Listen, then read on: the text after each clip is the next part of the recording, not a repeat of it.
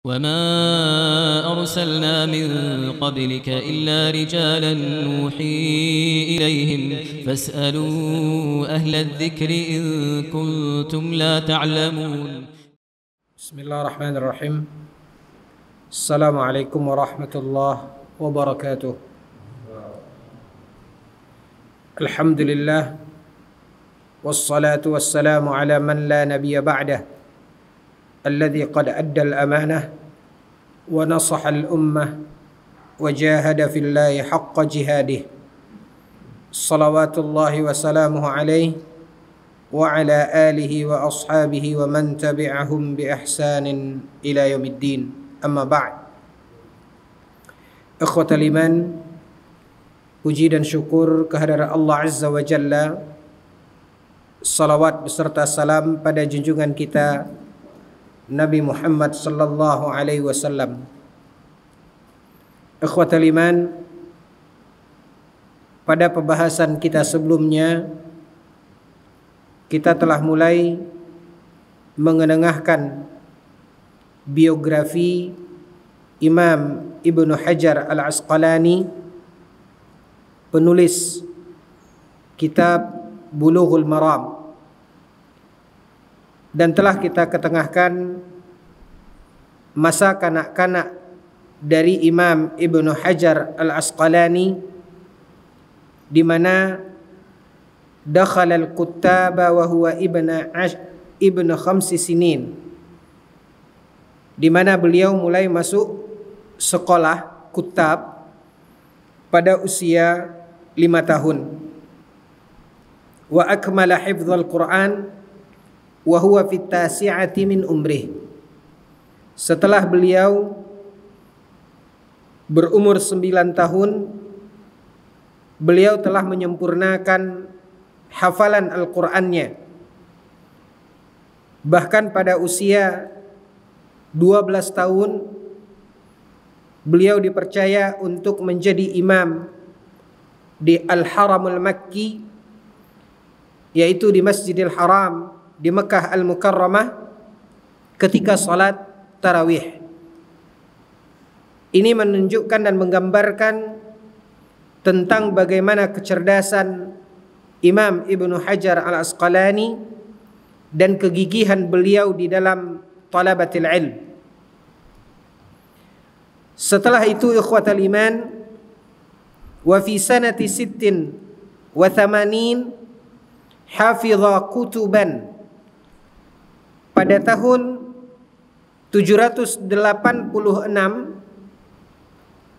ketika beliau berumur 13 tahun, beliau menghafal kutuban, kitab-kitab.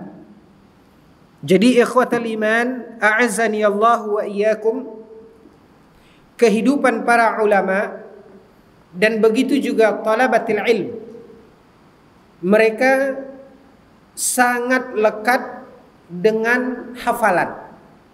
Dan inilah metode belajarnya para ulama. Bukan hanya sekedar menyimak, membaca, tapi para ulama tersebut mereka menuntut ilmu dengan al-hifz, dengan hafalan. Salah satunya apa yang dijalankan oleh Imam Ibnu Hajar Al-Asqalani ini, yaitu di usia 13 tahun, tepatnya pada tahun 786 Hijriyah, beliau menghafal kutuban, beberapa kitab, min mukhtasaratil ulum, dari ringkasan-ringkasan ilmu. Jadi ikhwatal iman, kita berikan gambaran sedikit. Di dalam bidang-bidang ilmu itu ada para ulama menulis ringkasan-ringkasan atau poin-poin penting. Ada yang menulisnya dalam bentuk mukhtasarat, ringkasan, dan ada yang menulisnya dalam bentuk bait, yaitu seperti syair. Yang kesemuanya memuat kaidah-kaidah yang ada di dalam bidang-bidang ilmu tertentu. Makanya ikhwatal iman, seperti di bidang ilmu nahwu, yaitu tata bahasa Arab, ilmu nahwu, sampai sekarang kebanyakan daripada talabatil ilm bahkan dipelajari di pesantren-pesantren, bahkan di Jami'ah Al-Islamiyah sendiri di Madinah, itu merujuk kepada Alfiyah Ibnu Malik. Ada kaidah-kaidah ilmu nahwu tersebut yang dikenal dengan Alfiyah Ibnu Malik. Ada 1000 bait yang ditulis oleh Ibnu Malik. Makanya Alfiyah Ibnu Malik. Nah, ini yang mereka pelajari dari kaidah-kaidah tersebut. Dan itu dihafalkan. Mulai dari bait yang pertama, ada 1000 bait yang dihafalkan sebelum kita memahami apa yang ditujukan dan dimaksudkan di dalam setiap rangkaian bait-bait tersebut. Nah, ikhwatal iman, sudah suatu hal yang biasa di kalangan talabatil ilm ketika mereka mempelajari ilmu nahwu misalnya, ilmu tata bahasa Arab, maka mereka menghafalkan Alfiyah Ibnu Malik ini mulai dari awal. Kalamuna lafzun mufidun kastaqim wasmun wa fi'lun thumma harfunil kalim wahiduhu kalimatun wal qawlu am wa kilmatun biha kalamun qad yu'am. Itu baru 2, dia 1000. Nah, itu dihafalkan. Nah, inilah yang digeluti oleh Imam Ibnu Hajar Al-Asqalani di awal-awal. Beliau memulai dengan menghafal mutun, matan-matan. Makanya seperti juga di pesantren-pesantren para talabatil ilm, mereka memulai dengan matan-matan, yaitu ringkasan-ringkasan poin-poin penting dalam masing-masing bidang ilmu. Seperti di antaranya ada yang selain menghafalkan buku-buku hadis seperti Arba'in An-Nawawiyah, kemudian ada juga yang menghafalkan kitab-kitabnya Syekh Muhammad bin Abdul Wahhab, mulai dari kitab Usulul Thalatha itu dihafalkan. Kemudian ada Qawaidul Arba' dihafalkan. Karena ini adalah intisari dari pembahasan-pembahasan yang terkait dengan ilmu tauhid. Nah, ini ikhwatul iman yang digeluti oleh seorang talibul ilm, yang mereka harus kuasai itu, yang mereka harus telan itu di dalam menuntut ilmu. Makanya ikhwatul iman, di samping mempelajari kitab-kitab induk yang lainnya, Sahih Al-Bukhari, Sahih Muslim, Sunan Abi Dawud dan yang lainnya, jadi ada kitab-kitab mukhtasarat. Nah, ini yang dihafalkan oleh Imam Ibnu Hajar Al-Asqalani, Mukhtasaratil Ulum, ya, ringkasan-ringkasan dari berbagai bidang ilmu dipelajari oleh Imam Ibnu Hajar Al-Asqalani. Di antaranya Kal-Umdah, seperti Al-Umdah, kemudian Al-Hawi As-Saghir, Mukhtasarat Ibnul Hajib, dan beberapa kitab-kitab mukhtasarat dan matan-matan yang lain. Nah, inilah ikhwatal iman, metode yang dijalankan oleh para talabatul ilm ketika mereka ingin memiliki ilmu, ketika mereka telah menyiapkan dirinya meniti jalan ilmu. Memang bukan suatu hal yang ringan, namun ikhwatal iman, apa yang dikatakan oleh Nabi SAW di dalam beberapa hadis yang sahih, inilah yang membuat para talabatul ilm merasakan perjuangan-perjuangan itu adalah sesuatu yang indah dalam hidupnya. Hafalan, mengulang, kemudian mendatangi para ulama, para masyayikh ketika mereka belajar. Nah, inilah jalan yang dilalui oleh para ulama, yang diikuti oleh para talabatul ilm yang sungguh-sungguh di dalam menuntut ilmu. Makanya ikhwatal iman, a'azzani Allah wa iyyakum, ini disebutkan dalam biografinya Imam Ibnu Hajar Al-Asqalani, dan juga di dalam biografi para a'immah atau para ulama yang lainnya. Ikhwatal iman, beberapa tahun yang lalu saya pernah menerjemahkan satu karangan kitab yang berjudul Rihlatul Ulama fi Talabil Ilm. Ya, terjemahan bebasnya perjalanan para ulama dalam menuntut ilmu. Perjuangan dan kesungguhan para ulama itu yang berkorban dengan harta, jiwa dan raganya dalam menuntut ilmu. Sungguh menakjubkan kehidupan yang dilalui oleh para ulama tersebut.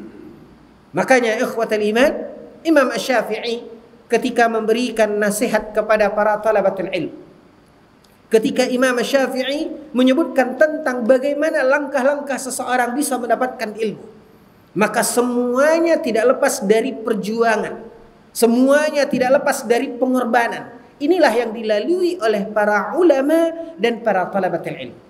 Mulai dari menghafal, mulai dari kemudian mereka mendatangi para ulama, guru-guru mereka. Dan di antaranya ikhwatal iman, yaitu tokoh yang ada di hadapan kita, Imam Ibnu Hajar Al-Asqalani. Beliau memulai menghafal kitab-kitab, kitab-kitab ringkasan, kitab-kitab yang memuat kaidah-kaidah yang harus beliau kuasai. Lalu kemudian ikhwatal iman juga diceritakan dan disebutkan tentang bagaimana Imam Ibnu Hajar Al-Asqalani di dalam talabul ilmi ini. Dikatakan, kana Ibnu Hajar rahimahullah minan nahmatil ilmiyah asya'il kathir. Sangat banyak poin-poin yang bisa kita kutip dari perjalanan dalam menuntut ilmu di kehidupan Imam Ibnu Hajar Al-Asqalani ini. Faqadima ma haqqahu taqdim. Maka kita akan sebutkan beberapa yang kita kira layak dan sangat kita bisa jadikan cerminan di dalam memotivasi kita di dalam menuntut ilmu. Di mana Imam Ibnu Hajar Asqalani ba'da an akmala hifdzal Qur'an ala sadriddin Muhammad bin Abdul Razak As-Safti, ketika Ibnu Hajar telah menyempurnakan. Ya, jadi bukan hanya sekedar seseorang menghafal Al-Quran, lalu kemudian dia telah hafal Al-Quran, telah menyelesaikan hafalan 30 juz Al-Quran, maka ini belum sampai dikatakan dia menyempurnakan. Ada beberapa tahapan-tahapan lagi ikhwatal iman yang harus dia sempurnakan hingga kemudian betul-betul telah sempurna hafalannya tersebut.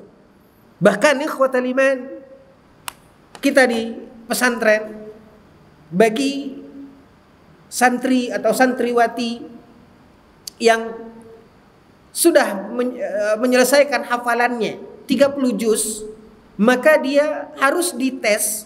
Itu bukan pesantren khusus hafalan Quran, maka dia harus dites dalam satu hari itu 5 juz. Dan itu punya kategori kesalahan yang tidak boleh lebih dari 5 salah dalam 5 juz tersebut. Maka dalam satu hari dia harus tor. Jadi begitu. Kemudian ada peningkatan lagi. Berapa lagi yang harus dia lakukan setorannya sehingga barulah seseorang atau seorang talibul ilm itu dikatakan hafiz Al-Quran. Nah, Imam Ibnu Hajar Asqalani, beliau akmala hifdzul Quran. Beliau menyempurnakan, menamatkan hafalan Al-Qurannya tersebut, bukan hanya sekedar hafal, tapi akmal. Ini telah sempurna. Beliau belajar dan menyempurnakan hafalannya ala sadriddin Muhammad bin Abdul Razak As-Safti. Dan inilah guru Imam Ibnu Hajar ketika beliau menyempurnakan hafalan Al-Qurannya. Syara'a fi hifdzil kutub. Setelah beliau menyempurnakan hafalan Al-Qurannya, mulailah Imam Ibnu Hajar Asqalani menghafal kitab-kitab al-mukhtalafah yang berbeda-beda, seperti yang tadi telah kita singgung. Wa 'aradaha kama fil 'adati 'ala jama'atin min a'immati 'asrihi. Ikhwatal iman, buku-buku yang dihafalkan tersebut bukan hanya seseorang menghafalkan lalu kemudian dia sudah mengklaim dirinya dia hafal. Sama dengan hafalan Al-Quran seperti yang tadi kita katakan. Harus ada tahapan setelah dia menghafal, harus ada tahapan di mana dia menyetor hafalannya. Maka begitu juga dengan kitab-kitab ini, ikhwatal iman.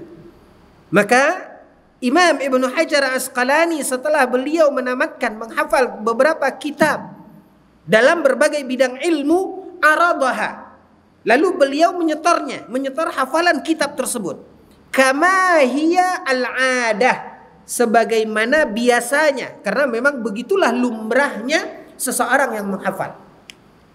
Harus dia menyetor hafalannya itu kepada gurunya. Ya, dan ini adalah suatu hal yang lumrah. Memang begitu jalannya, memang begitu caranya. Nah, ikhwatal iman azani Allah wa iyyakum, beliau menyetor hafalannya itu ala jama'atin min a'immati asrihi, dari berbagai kitab dalam berbagai bidang ilmu dihafalkan oleh Imam Ibnu Hajar. Lalu beliau menyetorkan hafalan itu ke beberapa imam, ke beberapa masyayikh di zaman beliau. Makanya ikhwatal iman azani Allah wa iyyakum, kalau kita melihat biografinya para ulama, maka selalu akan dikupas dan dibahas kepada siapa dia berguru. Selalu dikenal masyayikhuhu, siapa syekhnya, kepada siapa dia belajar. Semakin banyak dia bersentuhan lutut dengan para ulama, dengan para imam, semakin banyak guru-guru yang dia datangi untuk menggali ilmu, menyetor hafalannya. Maka di sini menggambarkan keluasan ilmu seorang talibul ilm tersebut. Makanya ikhwatal iman azani Allah wa iyyakum, nanti akan tergambar oleh kita bagaimana kegigihan Imam Ibnu Hajar Asqalani ini di dalam menuntut ilmu. Intinya, setiap beliau menghafalkan kitab-kitab dalam berbagai bidang ilmu tersebut sudah menjadi suatu kemestian, dan itu suatu hal yang lumrah bagi seorang talibul ilm. Maka dia akan menyetor hafalannya itu kepada guru-guru yang berbeda-beda. Maka Imam Ibnu Hajar Asqalani mendatangi dan mengutuk rumah para a'immah, para imam-imam di zamannya. Makanya ikhwatal iman, wa katabu lahu khututahum fi dzalik. Dan beliau juga menulis, ya, bahkan dari hafalan Imam Ibnu Hajar Asqalani itu guru-gurunya kemudian menyadur kembali, ditranskrip kembali. Nah, inilah ikhwatal iman apa yang dijalankan oleh Imam Ibnu Hajar Asqalani dalam menuntut ilmu. Wa fi sanati 92 wa 700, pada tahun 792, nazara fi fununil adabi fafaqa fiha. Beliau mulai tertarik ke bidang ilmu sastra. Fafaqa fiha. Lalu beliau sangat menonjol dalam bidang sastra tersebut. Hatta kana la yasma' syi'ran illa wa yastahdiru min aina akhadahu an-nazim. Saking beliau menguasai ilmu sastra tersebut, nyaris hampir tidak ada satu orang pun yang membacakan atau menyebutkan satu bait syair kecuali Imam Ibnu Hajar Asqalani bisa menyebutkan dari mana dia mengutip syair ini. Ini menunjukkan ikhwatal iman kecerdasan dan kepintaran seseorang. Begitu juga seperti para ulama yang lain, seperti Syekhul Islam Ibnu Taimiyah. Lihat bagaimana pujian para ulama terhadap Syekhul Islam Ibnu Taimiyah. Mereka sangat mendalami bidang-bidang ilmu tertentu yang kalau mereka berbicara tentang ilmu itu seolah-olah dia tidak punya kesempatan untuk mempelajari bidang ilmu yang lainnya. Saking mendalamnya dan saking luasnya pemahaman beliau terhadap bidang ilmu tertentu itu. Makanya ikhwatal iman, ketika seorang ulama seperti Ibnu Taimiyah misalnya, seolah-olah ketika beliau berbicara tentang satu masalah terkait tata bahasa misalnya, maka orang akan menganggap bahwasanya beliau seumur hidupnya hanya fokus mempelajari bidang ilmu ini saja, sehingga tidak punya kesempatan dalam mempelajari bidang ilmu yang lainnya. Kenapa? Karena begitu mendalamnya. Inilah para ulama. Nah, ikhwatul iman azani Allah wa iyyakum.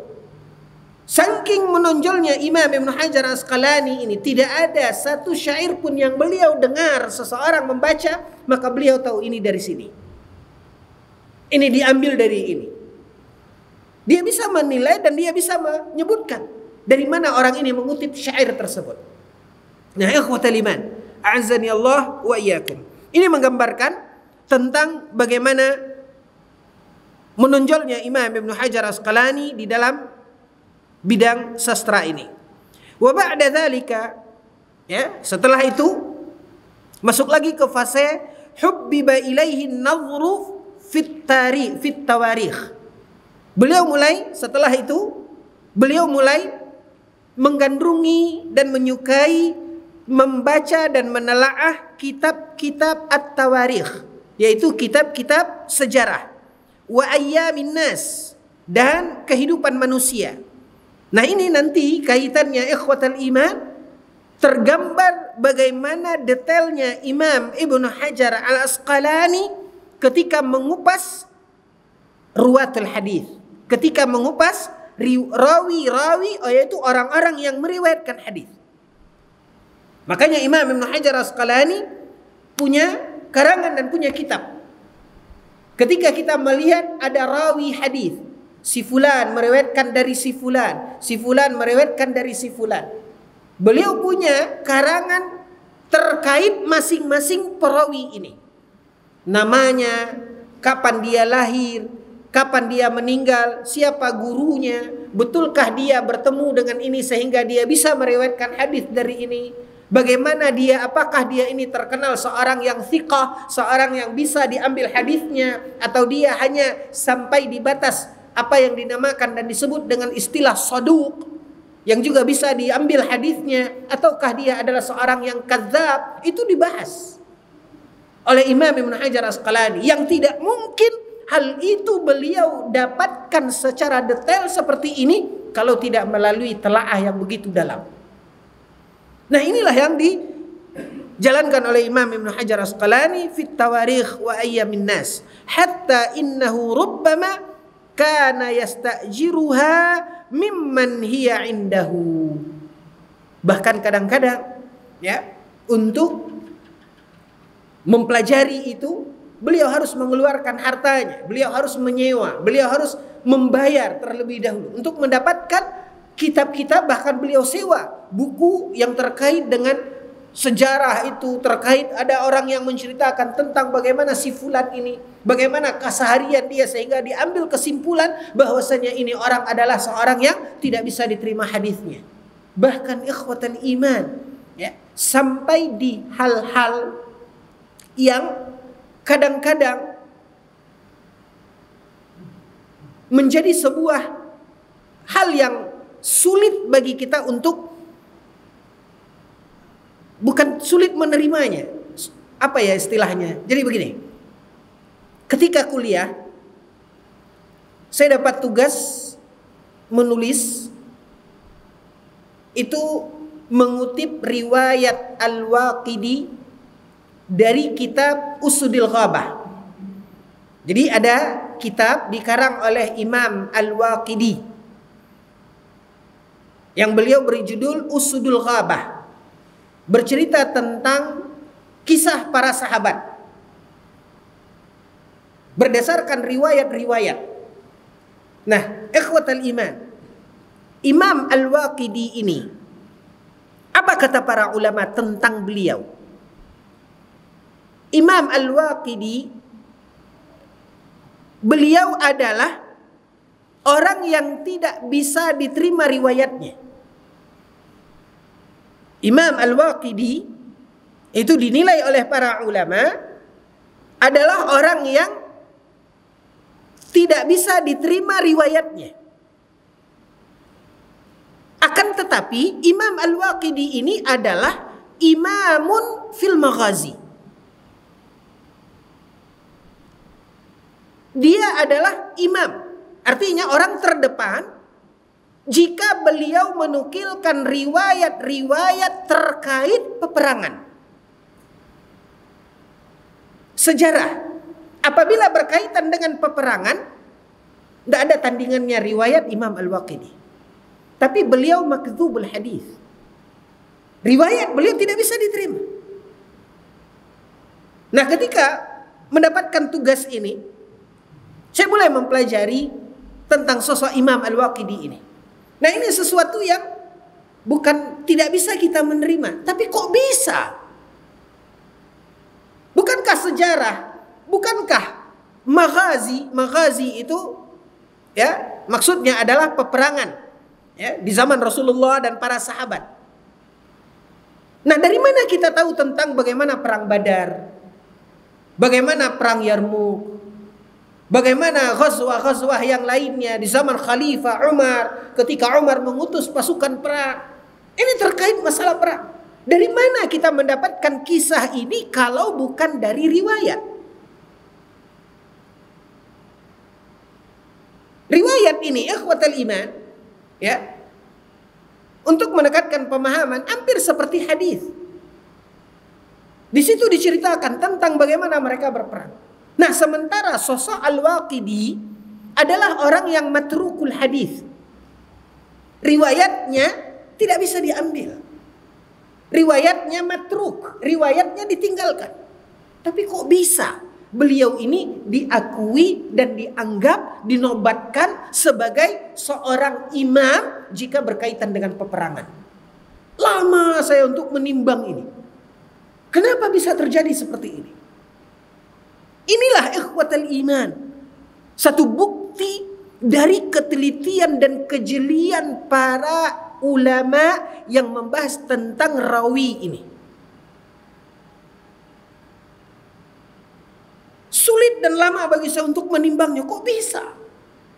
Kenapa bisa begini? Ya, kalau seorang sudah matrukul hadis, ucapannya tidak bisa diterima, ya, omongannya tidak bisa diambil, artinya ya sudah semua omongannya. Tapi kenapa beliau dinobatkan sebagai imam fil maghazi? Nah, ikhwatal iman, ya, dari penelitian, dari pembahasan, dari karya tulis tersebut, akhirnya kita mendapatkan jawaban-jawabannya. Oh, begini.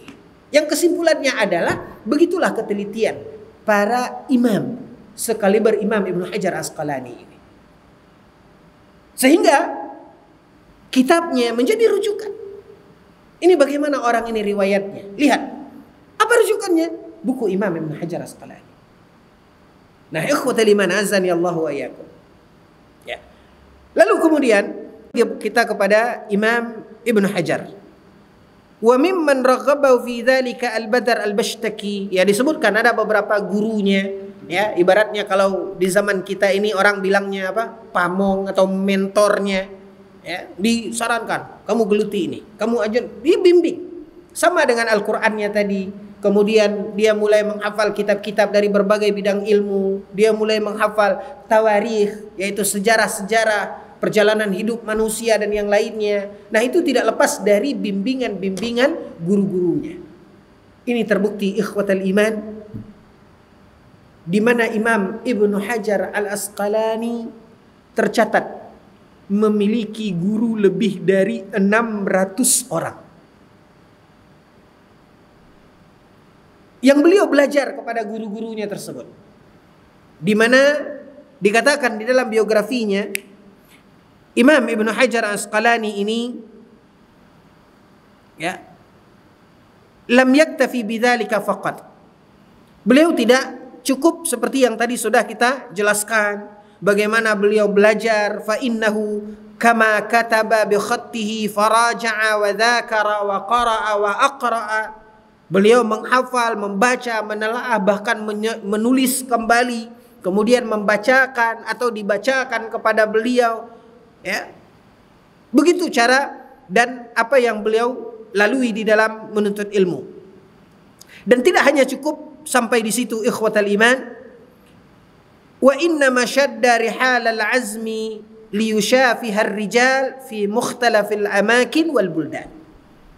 Itu tidak membuat Ibnu Hajar merasa puas dengan apa yang sudah beliau dapatkan dari ilmu. Dari hanya membaca buku, lalu beliau hafalkan, lalu beliau mendatangi gurunya, menyimak, mendengarkan, menyetor hafalannya, atau mendengarkan penjelasan dari guru-gurunya. Sementara beliau tidak pernah bertemu dengan orang yang pemilik buku ini atau penulis buku ini. Makanya hal itu tidak membuat beliau puas. Sehingga beliau akhirnya ikhwatal iman pergi menemui para ulama di berbagai tempat di penjuru dunia. Beliau melakukan perjalanan yang jauh untuk apa? Liyushafiha, agar beliau langsung bertemu, mendengarkan dari yang memiliki buku ini. Musyafahah itu artinya bibir, ya. Langsung dia mendengar dari bibir orang yang menulis itu. Nah, begitulah ikhwatal iman. Bagaimana perjalanan yang subhanallah kalau kita melihat, ya, apa yang dijalankan oleh para ulama di dalam menuntut ilmu itu subhanallah, ya. Belum ada seujung kukunya dari apa yang kita laksanakan, kita jalankan, ya. Namun ikhwatal iman, hal itu tidaklah membuat mereka merasa ujub pada dirinya, tidak membuat mereka merasa pongah di dalam kehidupannya, keangkuhan mereka, sangat jauh hal itu. Padahal apa yang sudah mereka lakukan subhanallah, suatu hal yang mungkin sulit dan tidak terbayangkan bagi kita mungkin. Nah, ikhwatal iman azani Allah wa iyyakum. Lalu beliau mencari para ulama bisuhbatil jahabidatil afdad alladzina wasafahum Abu Ja'far al-Mansur, ya. Lalu beliau mendatangi para ulama-ulama tersebut, orang-orang berilmu itu. Beliau datangi langsung, beliau bertemu langsung, bertatap muka langsung, ya, untuk belajar kepada para ulama. Seperti yang dijelaskan oleh Abu Ja'far al-Mansur, ya, ketika dikatakan tentang bagaimana beliau, kesungguhan, kegigihan beliau di dalam menuntut ilmu tersebut. Intinya ikhwatal iman, beliau pergi ke Hijaz, yaitu negeri antara Mekah dan Madinah.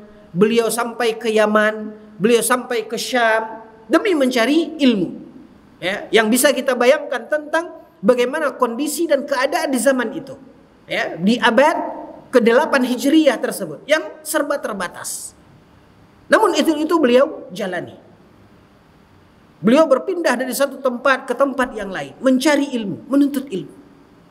Nah, sementara ikhwatal iman, kadang-kadang ini jujur kita mengatakan, apa yang antum kenal, ya, sebagian para ustadz yang menimba ilmu di Jami'ah Al-Islamiyah, ikhwatal iman, ya, jujur kita katakan, bahkan kadang-kadang sangat kita sayangkan, ya, ketika waktu mereka berada di Madinah tersebut, berbagai macam. Ada yang hanya terfokus kepada apa yang mereka dapatkan di kuliah, ya. Ada yang ya hanya sekedarnya saja. Sementara waktu kita, kesempatan kita yang sangat terbatas itu, ikhwatal iman, sementara para ulama ada di sekeliling kita. Itu tidak sama semuanya, berbeda-beda. Ada yang hanya, mungkin hanya mulai dari awal kuliah sampai terakhir dia selesai kuliah, itu bisa dihitung dengan sebelah tangan, ya. Duduk dengan para ulama, para masyayikh. Padahal ikhwatal iman, tinggal bagaimana kesungguhan dan kemauan kita. Saya masih ingat dengan beberapa kawan-kawan bagaimana kita setiap malam, selain daripada malam Jumat. Kalau malam Jumat, karena Jumat itu libur, ya, maka malam Jumatnya Syekh Abdul Muhsin Al-Abbad, di mana beliau setiap hari punya majlis di Masjid Nabawi, itu di malam Jumat beliau liburkan. Beliau buka rumahnya untuk orang datang ke rumahnya di hari Kamis itu, malam Jumat itu, mulai dari asar. Jadi beliau tidak buka majelisnya di Masjid Nabawi. Nah, sementara di Masjid Nabawi itu, ikhwatul iman, tinggal kita memilih. Kita mau belajar bidang ilmu apa. Bahkan kadang-kadang bingung kita untuk memilihnya. Terpaksa akhirnya kita memilihnya karena di waktu yang bersamaan. Makanya ikhwatal iman azani Allah wa iyyakum, sebagian kawan-kawan mulazamah dengan Syekh Abdul Muhsin Al-Abbad, ayahnya Syekh Abdul Razak yang pernah datang ke Pekanbaru. Nah, itu beliau setiap hari. Alhamdulillah, saya duduk dengan Syekh Abdul Muhsin Al-Abbad, saya dapat belajar setengah Sunan An-Nasa'i dan setengah Sunan Abi Daud, 4 tahun. Di hari kajian terakhir Sunan An-Nasa'i, itu saya masih ingat, ya, ada pertanyaan. Ada yang bertanya, jamaah yang bertanya, itu dibacakan oleh, ada dosen juga di Jamiah Islamiyah, ya, Syekh Rusyaidan. Ada yang bertanya, Syekh, kapan mula pembahasan pertama di Sunan Nasa'i ini? Saya masuk tahun 97, itu udah setengah Nasa'i. Nah, 2 tahun mungkin ya, 2 tahun lebih lah mungkin saya dapat Sunan Nasa'i. Di kajian pertemuan terakhir Sunan Nasa'i, ada yang bertanya, Syekh, kapan mulai pembahasan Sunan Nasa'i ini? Disebut oleh Syekh tanggal, bulan, dan tahun. Dan itu saya catat di buku saya itu. Nah, Sunan Nasa'i itu saja 6 tahun. Saya hitung dari apa yang disebut oleh Syekh. Jadi hari ini hari apa? Hari pertama beliau membahas itu hari apa? 6 tahun. Sunan Nasa'i. Makanya saya cuma dapat setengah. Alhamdulillah beralih kemudian ke Sunan Abi Daud. Nah, ikhwatul iman, ada tempat-tempat yang lain yang kadang, ya, hati kita pengen duduk dengan Syekh Ali Nasir Al-Faqihi, ya, itu akidah. Namun kadang-kadang keterbatasan, ya, belum lagi aktivitas yang lain. Namun ikhwatul iman, sangat kita sayangkan tidak semua punya keinginan dan motivasi untuk itu. Ya. Intinya, kalau kita ingin menuntut ilmu, sangat dibutuhkan kesungguhan. Dan itu dituntut pengorbanan. Apa yang dikatakan oleh Imam Syafi'i? Wahai anakku, kata Imam Syafi'i dalam nasihatnya, kalau engkau tidak tahan dengan derita menuntut ilmu, maka engkau akan selamanya menanggung derita kebodohan. Namun ketika kita jalani itu ikhwatal iman, ya, ketika kita geluti itu, perjuangan itu, keringat, kelelahan itu indah. Nah, inilah yang memotivasi para ulama. Sehingga satu hal yang sulit bagi kita untuk membayangkan bagaimana mereka di zaman mereka melakukan perjalanan yang jauh dari negeri mereka, pergi menuntut ilmu ke tanah Hijaz, kemudian hijrah ke Yaman, pergi ke Syam, dan itu memotong perjalanan dan jarak yang tidak sedikit dengan segala keterbatasan apa yang ada di zaman beliau. Makanya ikhwatal iman, tidak heran Imam Ibnu Hajar Asqalani ini di dalam biografinya itu tercatat memiliki guru yang sangat banyak sekali. Yang dari mereka Imam Ibnu Hajar Asqalani mengambil ilmu yang secara garis besar ikhwatal iman dapat dikelompokkan guru Imam Ibnu Hajar ini kepada 3 kelompok. Yang pertama, man sami'a minhu al-hadith, yaitu guru yang Imam Ibnu Hajar mengambil hadis darinya, mendengar hadis darinya. Gurunya menyampaikan hadis, didengar oleh Imam Ibnu Hajar, kemudian beliau menyampaikan itu. Ada guru yang beliau hanya sekedar mendengar, dan ada guru yang sampai mengizinkan, ajazalahu, ajaza, ya, mungkin dalam bahasa kita hari ini kita menyebutnya ijazah. Ada guru yang sampai memberikan ijazah kepada Ibnu Hajar.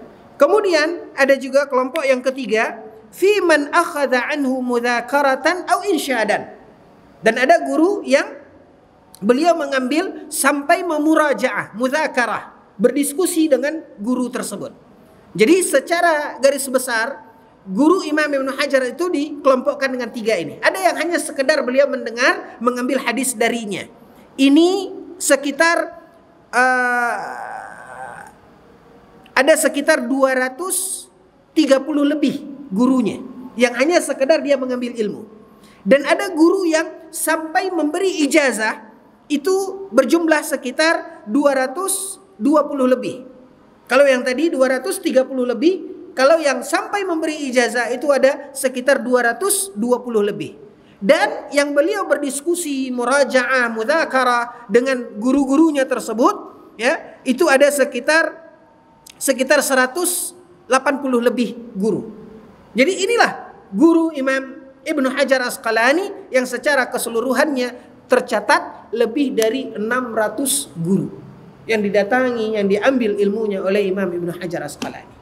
Maka inilah cerminan ikhwatal iman dari kesungguhan dan kegigihan beliau di dalam menuntut ilmu. Sebelum kita lanjutkan, kita simak kumandang suara azan. Ikhwatal iman, begitu juga Imam Ibnu Hajar Asqalani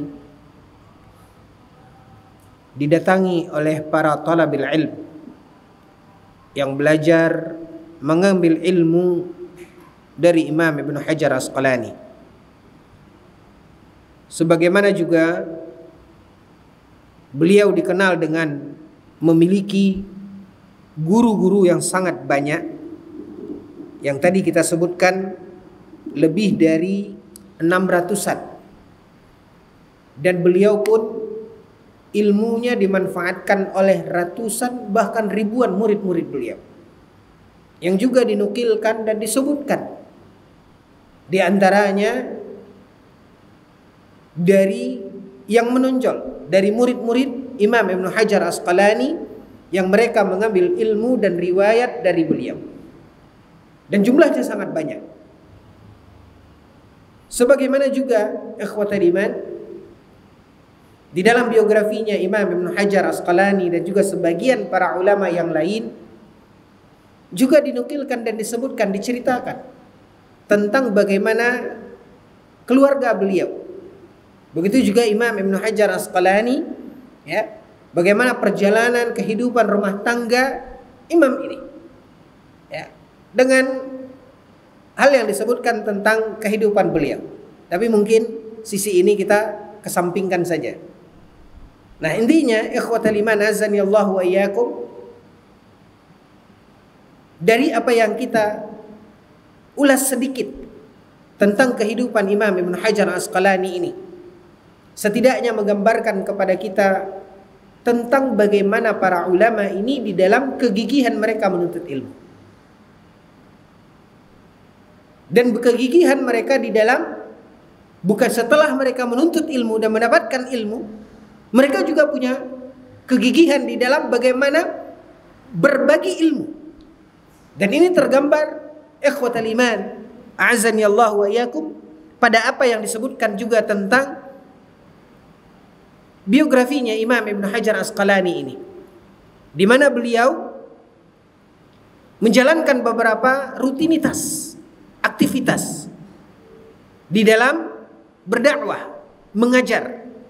Di antaranya ikhwatal iman azani Allah wa iyyakum disebutkan bahwasanya beliau mengajar, qama bitadris, beliau mengajar, membagikan ilmunya kepada orang-orang yang datang dan belajar kepada beliau.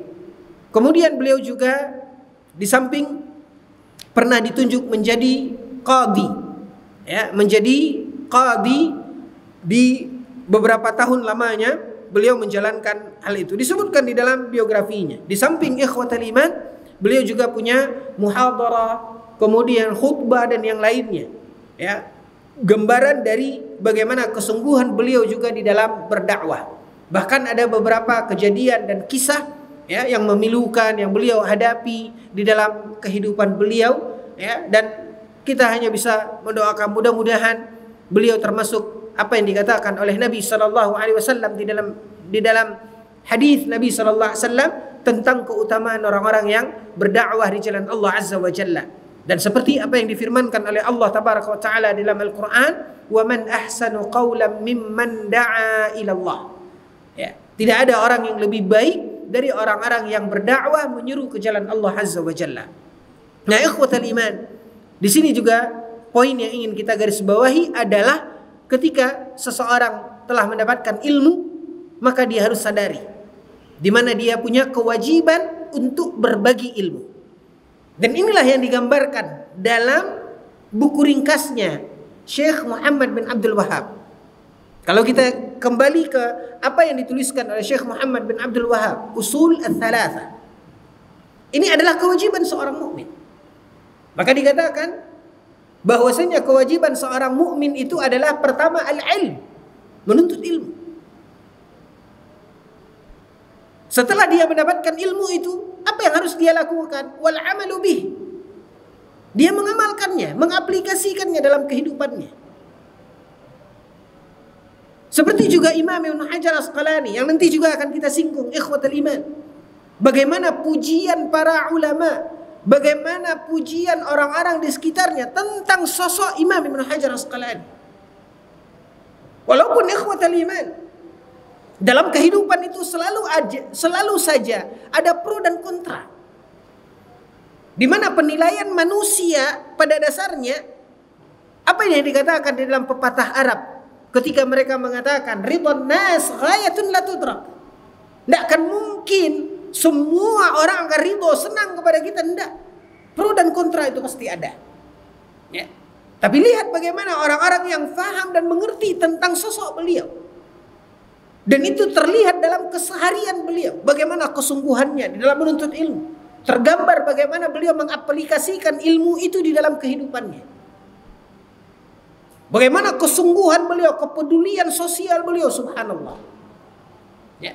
Bagaimana akhlak beliau. Jangankan untuk ketus, berkata kasar kepada orang. Beliau adalah orang yang terkenal ramah, santun. Jangankan untuk berkata ketus kepada orang yang hadir di dekat beliau, kepada orang yang berbuat jahat kepada beliau saja tidak. Disebutkan di dalam biografinya bagaimana pujian para ulama tentang kemuliaan akhlak dan kepribadian Imam Ibn Hajar Asqalani ini. Ini menggambarkan beliau setelah menjalankan kewajibannya al-ilm, kemudian al-amalu bih, kemudian inilah yang tadi kita katakan wa da'watu ilaih. Beliau sungguh-sungguh dalam dakwahnya, menjamu orang-orang yang datang bertanya kepada beliau, konsultasi dengan beliau. Karena beliau adalah seorang qadhi. Lihat bagaimana pergerakan dakwah Ibnu Hajar Asqalani. Bagaimana karya-karya ilmiah yang beliau hasilkan. Nah, ini tergambar ikhwatul iman pada apa yang disebutkan. Dan ini adalah kewajiban kita sebagai seorang mukmin. Dan itu yang dikatakan oleh Syekh Muhammad bin Abdul Wahhab. Wajib atas kita al-ilm, kemudian al-amalu bih, wad-da'watu ilaih, was-sabru 'ala al-adha fih. Karena semua jalan yang kita lalui tersebut, mulai daripada menuntut ilmu, mulai dari ketika kita mengamalkan, mulai dari kemudian kita mendakwahkan, semua bukanlah jalan yang lurus, bukanlah jalan yang mulus, tapi pasti penuh dengan onak dan duri, penuh dengan tantangan, cobaan, cacian, makian.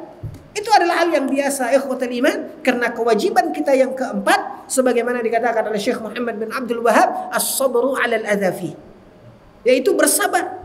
Makanya Imam Syafi'i dalam kutipan yang tadi kita sebutkan, beliau memberikan nasihat kepada para muridnya, wahai anak, jika engkau tidak mampu bersabar atas kesusahan menuntut ilmu, maka engkau akan menanggung bagaimana pedihnya kebodohan. Nah, inilah ikhwatul iman yang harusnya menjadi cerminan bagi kita. Dan ini adalah kewajiban kita sekali lagi. Nah, ikhwatul iman, banyak sekali pujian para ulama, orang-orang yang dekat dengan Imam Ibn Hajar Asqalani yang menyebutkan dan menceritakan tentang bagaimana kepribadian beliau, bagaimana kesungguhan beliau. Ya, itu disebutkan di dalam poin terkait dengan akhlaknya. Kita bacakan di antaranya awsafuhu al-khuluqiyah. Lihat bagaimana karakter akhlak Imam Ibn Hajar Asqalani ini. Qad urifa rahimahullahu ta'ala bitaharrihi fi ma'kalihi wa masharabihi wa malbasihi wa umurihi kulliha. Imam Ibn Hajar ini ikhwatal iman itu terkenal sebagai orang yang sangat bersahaja, orang yang sangat sederhana dalam berbagai hal. Fi ma'kalihi, dalam makan, wa masyrabihi, dan minumnya, wa malbasihi, dan dalam pakaiannya, ya. Kemudian wa umurihi kulliha, dan dalam segala urusannya yang lain. Beliau terkenal bersahaja orangnya, sederhana. Wa urifa fi dhabti lisanihi, dan beliau dikenal dengan orang yang sangat menjaga lisannya. Ini karakter, ini sifat. Beliau sangat menjaga lisannya. Mimma yashhadu li wara'ihi, yushhadu li wara'ihi. Ini menggambarkan dan menunjukkan tentang bagaimana waraknya. Ya, wara itu sifat mulia yang ada di dalam dirinya. Hatta fid du'ai ala man zalamahu. Bahkan beliau sangat menjaga lisannya terhadap orang yang jelas-jelas menzalimi beliau. Lihat ikhwatal iman. Wa 'urifa bi si'ati hilmihi wa sadrihi. Dan beliau sangat dikenal dengan orang yang lapang hati. Legowo orangnya, enggak sempit. Ya. Wa husni siyasatihi, dan beliau punya cara-cara metode tersendiri sehingga membuat orang tidak merasa terkekang, ya. Seperti ya dikatakan siasah. Siasah itu orang yang bersiasat. Artinya pandai untuk memilah, ya. Lalu kemudian an man yu'dhihi wal i'fa amman yu'dhihi. Bahkan tidak jarang ikhwatal iman, beliau memaafkan orang-orang yang sudah menzalimi beliau, menyakiti beliau. Sudahlah, beliau abaikan. I'fa, beliau maafkan. La siyama ma'al qudrati 'alal intiqam. Padahal bisa saja beliau untuk membalasnya, tapi beliau tidak lakukan itu. Nah, ikhwatal iman azani Allah wa iyyakum. Ini cerminan tentang bagaimana pengamalan beliau terhadap ilmu itu. Ya. Sementara ikhwatal iman, kadang-kadang sebagian orang yang ujub dengan ilmunya, ya, kita tahu bagaimana ketusnya. Kadang-kadang kita mau berbicara dengan dia kuncun duluan, ya, tajam lisannya. Bahkan kadang-kadang tidak jarang menganggap orang lain itu di bawah dia, rendah. Inilah ikhwatal iman, rasa ujub di dalam diri kita yang sangat sulit bagi kita untuk membuangnya. Bahkan dengan mudah kadang-kadang tanpa dia memikirkan bagaimana orang dipermalukan di hadapan yang lainnya. Kadang-kadang dengan ucapannya, dengan hinaannya, dengan caciannya, entah disengaja atau tidak. Tapi lihat bagaimana kadang-kadang kawan-kawan merasa hatinya tergores dari ucapan ustadznya atau gurunya. Tidak seperti itu para talabul ilm, tidak seperti itu para ulama. Dan inilah salah satunya Imam Ibnu Hajar Asqalani. Disebutkan ikhwatal iman bagaimana watak beliau, bagaimana sifat beliau, ya, budi pekerti beliau. Bahkan beliau ini terkenal yuhsinu liman asaa ilaihi.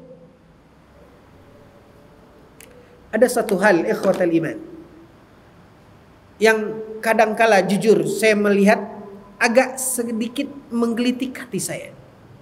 Ya. Ada kawan-kawan yang mereka itu kesusahan. Ya. Sebagian kita kadang-kadang tahu. Lalu ketika ada yang menyampaikan, mari kita bantu si fulan. Dia selama ini tidak pernah ngomong ke saya. Apa kita menunggu orang ngomong ke kita baru kita bantu? Orang punya marwah, orang punya izzah. Ikhwatal iman. Inilah beda zaman kita dengan zaman dahulu. Zaman sekarang kita disuruh orang-orang Masya Allah, orang bersedekah, orang berinfak.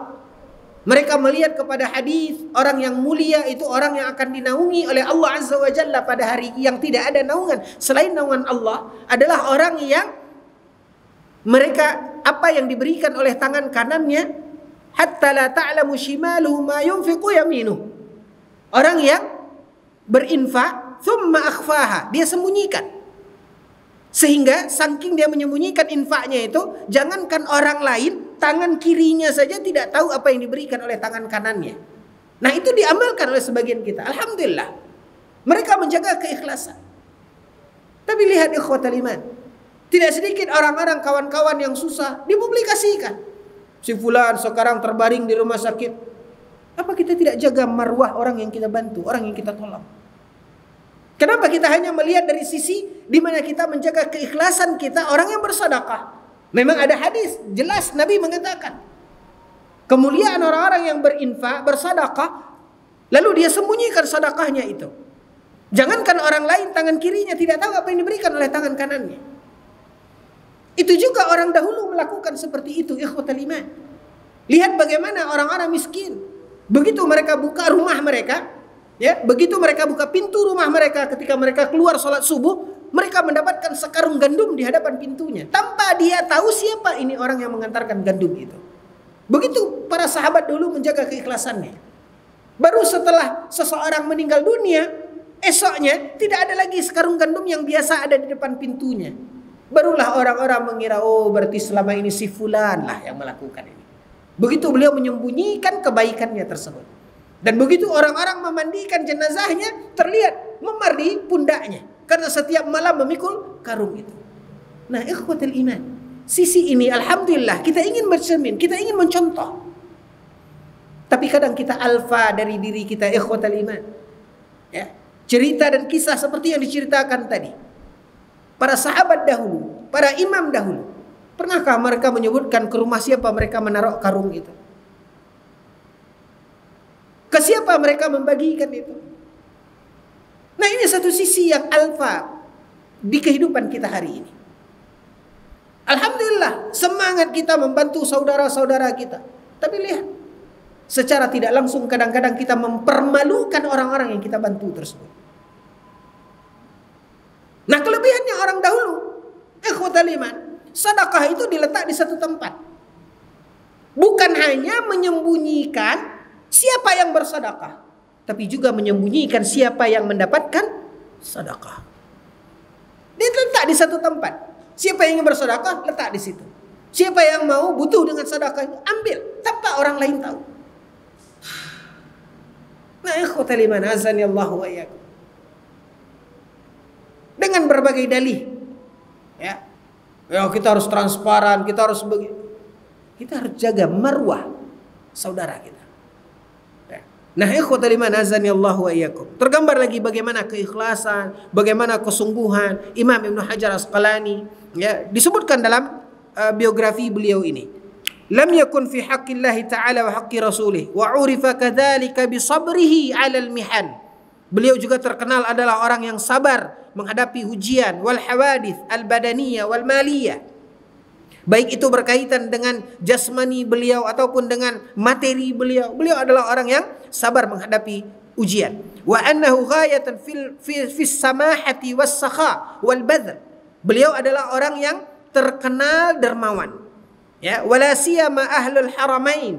Beliau bahkan, ya, menyiapkan hartanya untuk menjamu para talabatil ilm, terkhusus orang-orang yang datang ke Al-Haramain, orang-orang yang datang ke Masjidil Haram dan Masjid Nabawi. Yang pasti mereka dengan segala keterbatasannya meninggalkan negeri mereka hanya dengan bekal seadanya sampai di Haramain, ya, apakah itu untuk belajar ataukah untuk beribadah, haji dan sebagainya. Mereka kehabisan bekal, maka beliau menyiapkan itu tanpa beliau memandang dari mana, siapa.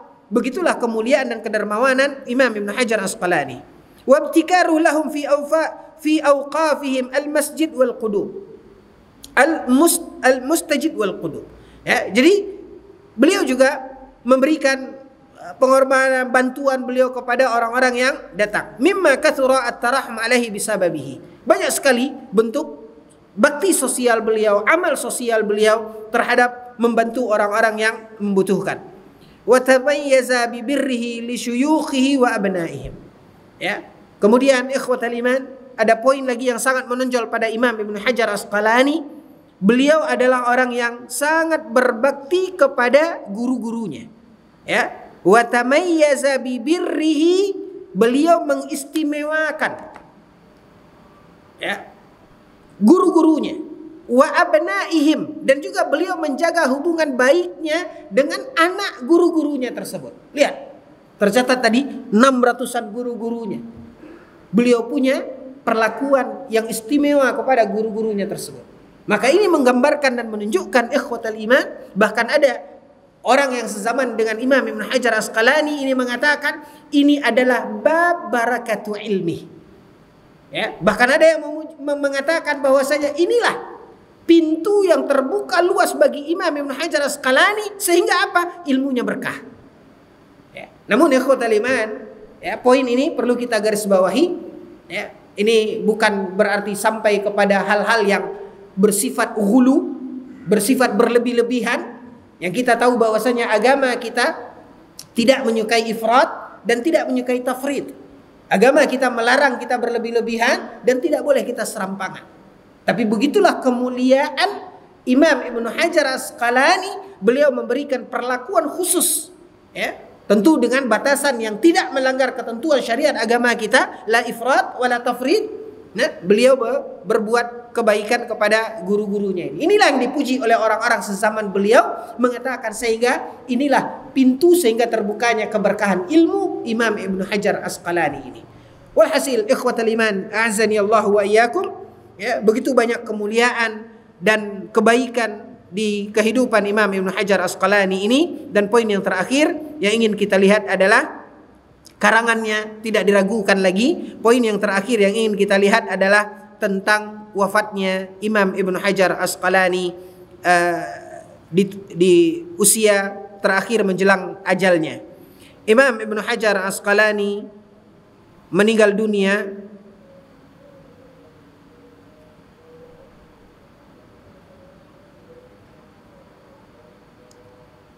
ya, banyak ditulis karangan-karangan Imam Ibnu Hajar Asqalani. Ya, wafatuhu. Karangan-karangan beliau sangat banyak sekali.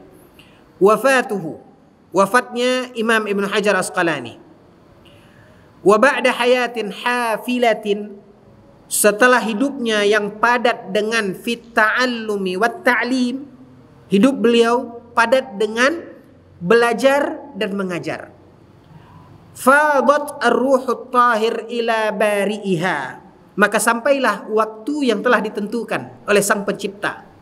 Wantaqalat ila jiwari rabbiha al-karim, maka wafatlah Imam Ibnu Hajar Asqalani fi lailatis sabti, yaitu pada malam Sabtu.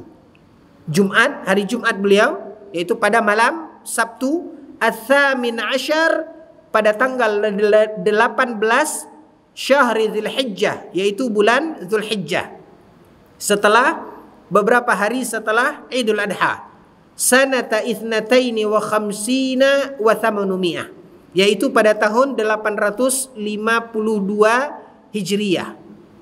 Faraqat ar-ruhu hadzal jasad, berpisah ruh dengan jasad ini, alladzi talama adnahu at-ta'ab fi sabili khidmati hadzal din. Ruhnya dipanggil menghadap Sang Pencipta, meninggalkan jasad yang telah lelah berkhidmat dalam ilmu dan agama.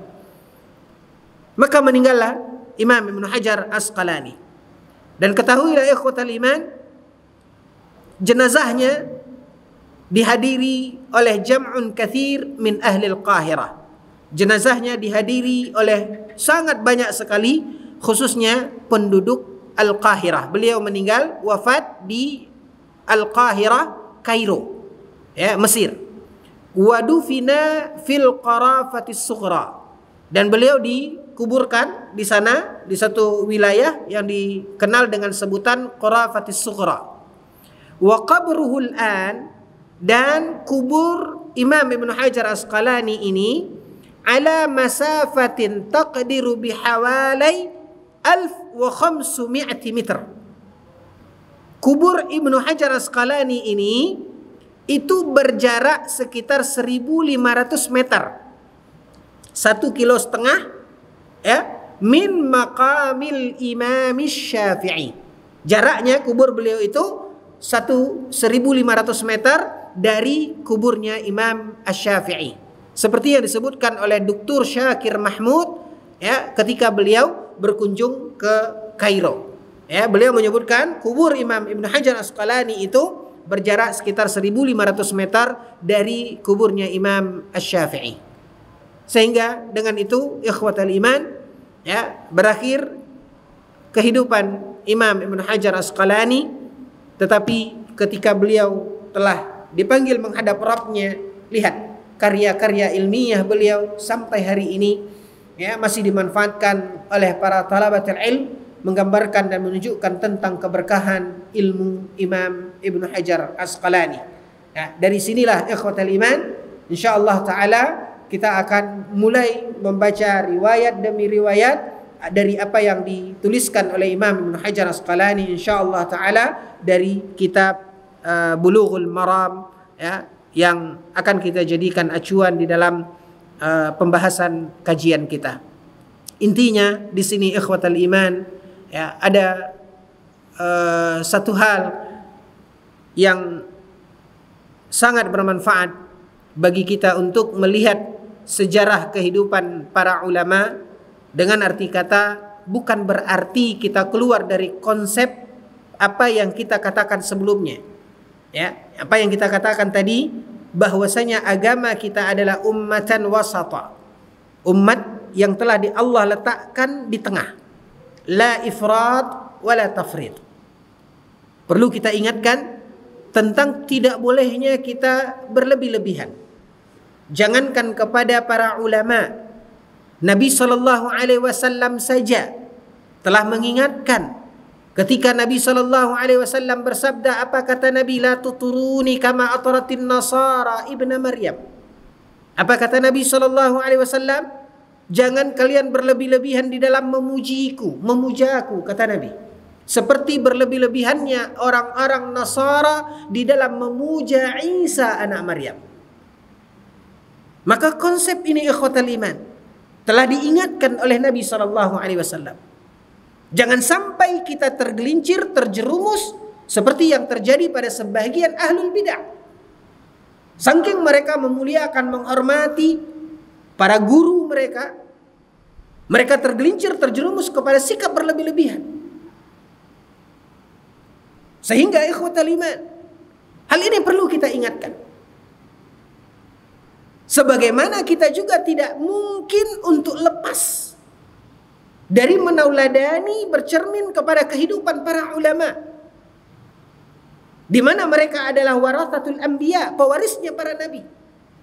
Sehingga kita pun ingin mengingatkan, tidak boleh kita serampangan, tidak boleh kita tidak punya adab, tidak boleh kita melecehkan, meremehkan. Mereka adalah orang-orang yang Allah berikan kemuliaan dengan ilmu mereka yang harus kita hormati. Sehingga ikhwatul iman, perlu kita sadari kemuliaan dan kehormatan yang kita berikan kepada orang-orang saleh sesuai dengan apa yang telah digariskan di dalam agama kita.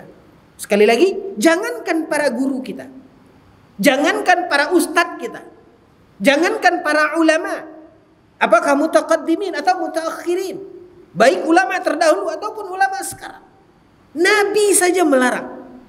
Jadi perlu kita ingat ikhwatal iman, kita berada di tengah, la ifrat wala tafrid.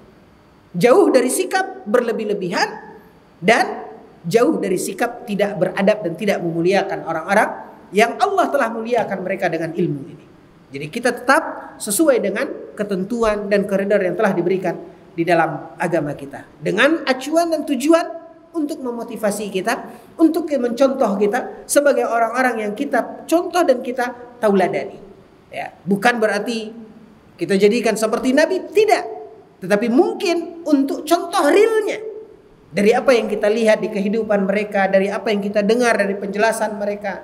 Jadi intinya ikhwatal iman apapun itu, bagaimana kesungguhan mereka dalam menuntut ilmu, bagaimana perjuangan mereka di dalam menuntut ilmu, dalam belajar, bagaimana metode mereka dalam belajar. Itu yang kita contoh, itu yang kita jadikan acuan.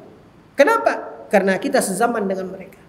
Perlunya kita melihat apa yang ada di hadapan mata kita. Tapi ingat, ikhwatal iman, ya, kita menghormati sesuai dengan posisi dan keadaan yang telah digariskan oleh agama kita. Sekali lagi, la ifrat wa la tafrit. Jangan sampai kita jatuh kepada sikap berlebih-lebihan, dan juga kita jangan sampai serampangan sehingga jauh dari adab, dari memuliakan orang-orang yang sebenarnya harus kita muliakan karena ilmu mereka ini. Mudah-mudahan ikhwatal iman ini sedikit memotivasi kita untuk memulai langkah kita terus selagi Allah masih memberikan kepada kita kesempatan untuk menuntut ilmu. Mudah-mudahan ikhwatal iman, ya, Allah Subhanahu wa taala senantiasa menunjukkan kepada kita kebenaran itu benar adanya, dan semoga Allah Subhanahu wa taala senantiasa memudahkan kita, memberikan taufik bagi kita untuk menjalankan dan mengamalkan kebenaran tersebut. Amin ya rabbal alamin. Mungkin ini saja. Wallahu taala alam, wa sallallahu ala nabiyina Muhammad wa ala alihi washabihi wasallim. Kita akhiri dengan doa kafaratul majlis. Subhanakallahumma wa bihamdika asyhadu an la ilaha illa anta astaghfiruka wa atubu ilaik. Wassalamu alaikum warahmatullahi wabarakatuh.